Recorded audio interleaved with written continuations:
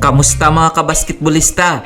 Panalo ang Adamson Lady Falcons kontra sa FEU Lady Tamaraw 71-60. Best player of the game si Chris Padilla sa kanyang 18 points, 2 assists, 4 steals.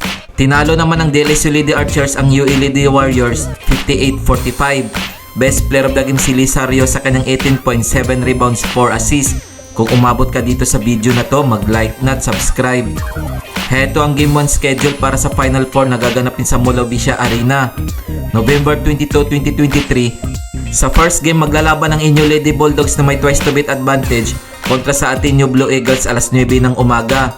Sa second game naman, magtutuos ang UST Golden Tigresses na may twice to beat advantage kontra sa UP Fighting Maroons alas 11 ng umaga.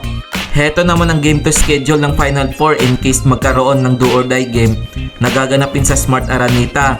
November 25, 2023, maghaharap ang UST Golden Tigresses kontra sa UP Fighting Maroons alas 9 ng umaga. Maghaharap naman ang Ateneo Blue Eagles kontra sa inyo Lady Bulldogs alas 11 ng umaga.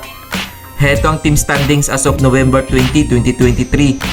NU Lady Bulldogs 13 wins, 1 loss. UST Golden Tigresses 11 wins, 3 losses. UP Fighting Maroons 10 wins, 4 losses. Ateneo Blue Eagles 8 wins, 6 losses. DLSU Lady Archers 7 wins, 7 losses. Adamson Lady Falcons 4 wins, 10 losses. FEU Lady Tamaraws 3 wins, 11 losses. UE Lady Warriors 0 wins, 14 losses. Kung nagustuhan mo ang video na to, mag-like na at subscribe.